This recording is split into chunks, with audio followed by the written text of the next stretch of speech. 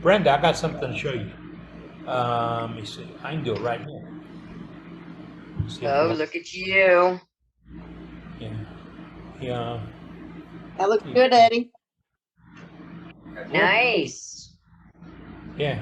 Now this is one of those two-part bracelet rings. I don't remember the name of the firm. I got bought it at Spot maybe 4 or 5 years ago. My wife was there, and I took a bowl blank that I cut a ring off that had some epoxy in it, and I made one. And then I was playing around. And I found a nice burl where the light shows up. That's another one, a nice burl I did for her. But today I said I need some bangles, and she went into the dresser and came back out and said, "Yeah, we have a few bangles. Oh my goodness. That's not all of them." But Brenda, you did this last week, and we were talking about it. But for new turners looking for an interesting project, now this gets you points at home, okay? And they sell good at craft fairs.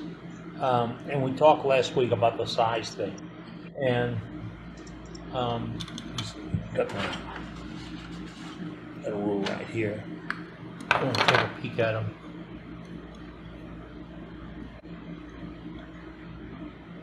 I'm 2 3/8 of an inch. Mine was just under 3 and too big for me. 2 1/2. 2 3/8. Well, Cindy and my wife, Cindy and I, were talking about this the other day. I've got a bunch of blanks, or pieces of blanks. They're 5/4 material out under the canopy. And I probably want to bring them in and do something with them. I was thinking pens, but they're beautiful. The beautiful slab material, and I like to do pens on them, but I don't want to lose the value of a wide piece. So they may come in and go to being bangles or bracelets. And for new turners, this is a terrific canvas to practice on. I mean, this is just 5/4 material, turned down. It's got a CA finish on it. I did this one.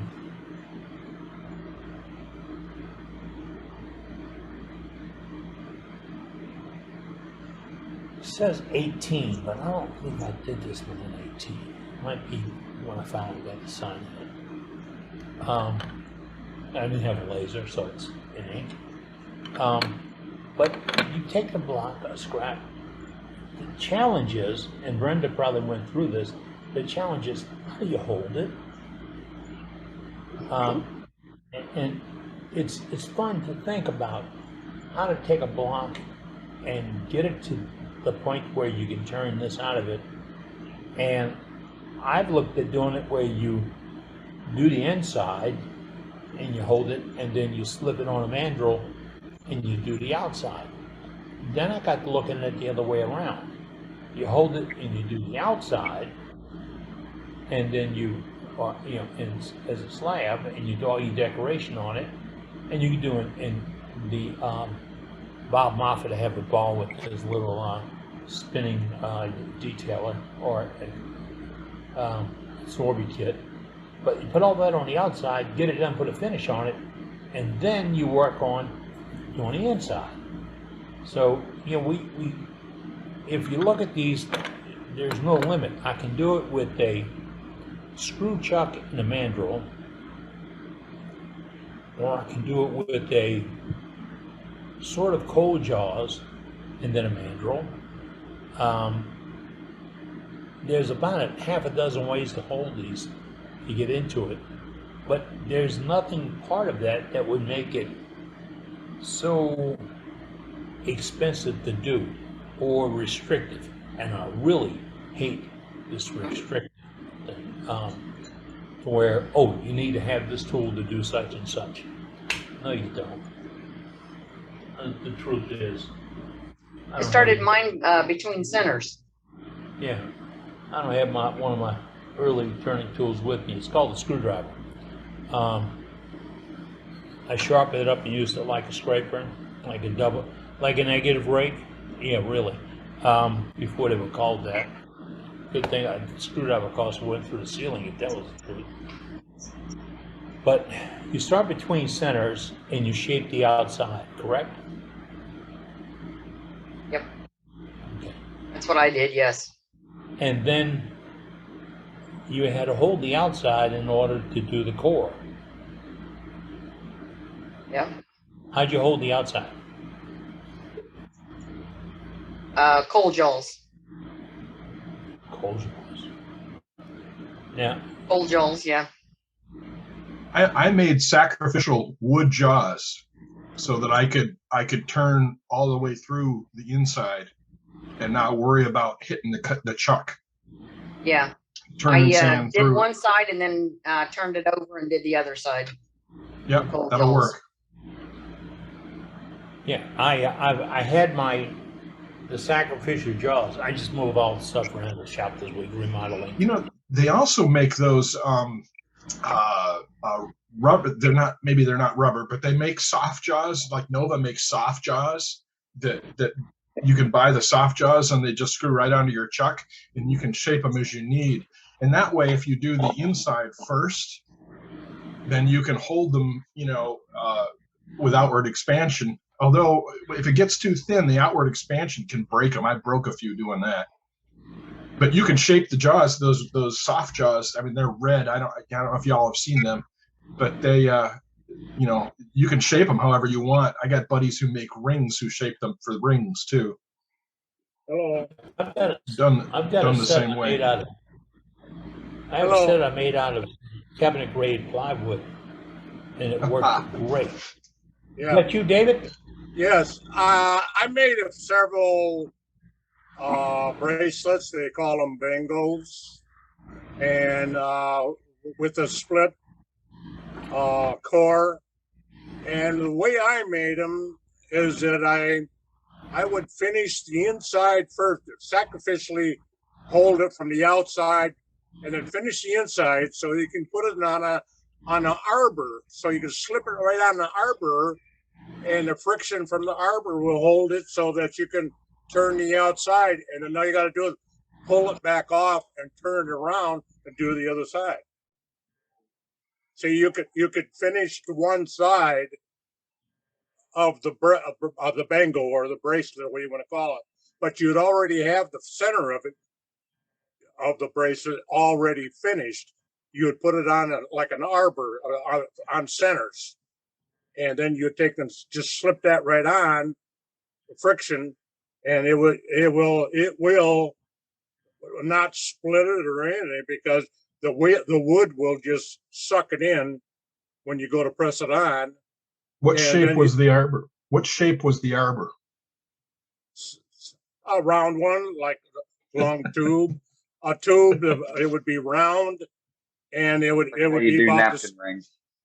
It would be just the opposite of the same thing what you do with rings, is that you put it on an arbor first, but you'd have the center of it finished first. Yeah, but is it conical shape so that you can make different sizes? Well, no, not really. I only made sacrificially. I made them extra little long, so every time I made a new size, I would just take it off take it down further to make it a larger size. So gotcha. Okay. It's not a permanent thing. I mean, you can make it different as any size you want, to the point where you could just have a long tube like, and then all of a sudden, when you finally get done, you'd have a short one, of making different sizes, but you could just slide that right on.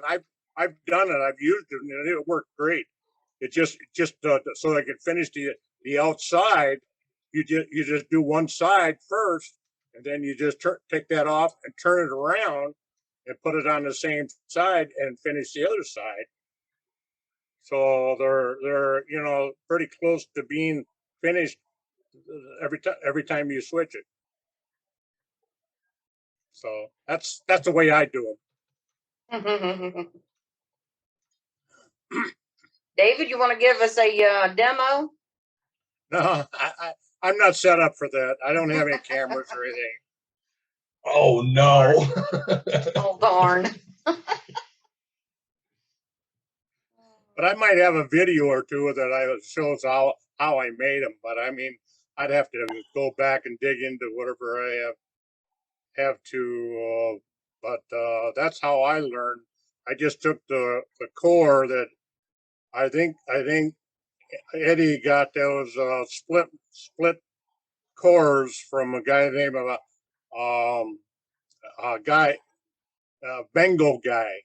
I'm not sure, but the guy made them, and he had different sizes that you could order and guide them for $30, something like that. There, but he no longer makes them. So I mean, I've been trying to get him for maybe about a year now, and I've had no contact with him. So I think his website is still out there. Is bengalguy.com. Okay. Yep, it's in chat. Okay. But we're talking about turning bracelets, and we had a couple of folks share some ideas about turning inside, turning outside, flipping around, putting closed jaws. I had made, like Matt was talking about, I had made some sacrificial jaws, and I had them out the other day. And I know this is right here, and I can probably see them. But there were plywood jaws that went on top of my cold jaws, or my one-way stronghold plates. And I have a video on how to do this on my personal website. But I made a back plate, anchored it to the aluminum plates or the magnesium plates, and then I made another set of discs to go over it that would actually hold the bracelet or the bauble, the bauble, and that way if you did it like Brenda said, she started between centers. If you do it between centers, then you create a circle, okay, and then you take that and place it inside of this. And one of the other guys, maybe it was Gary or somebody said, or no, it wasn't Gary. I'm terrible at names. One of the other guys said he could, you can, if you're using it that way and you're holding it and you do the inside, you get it to size and you make this outside piece perfect. Because it's round, you can just flip it around and do the other one. Now you got the outside complete. You put finish on it and everything. And if you created these jaws, show me, I can't find them. Hey, Eddie. There he is. Dave Edwards. Yeah, Dave. I have a sample of here what I used to make my bracelets. The arbor. See, the way it is, I put the bracelet on this part right here and let it stick out beyond this point here, and then this here will line it up right there. You can finish the outside,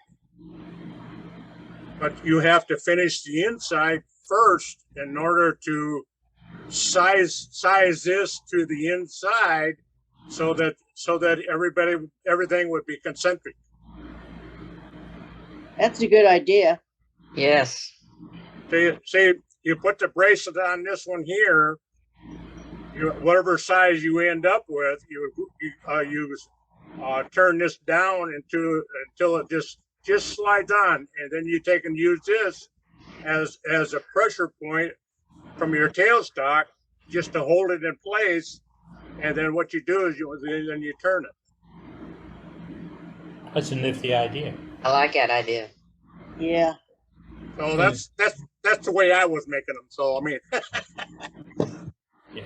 And you when you're doing that, going back to Dave's thing, he's pressing it on.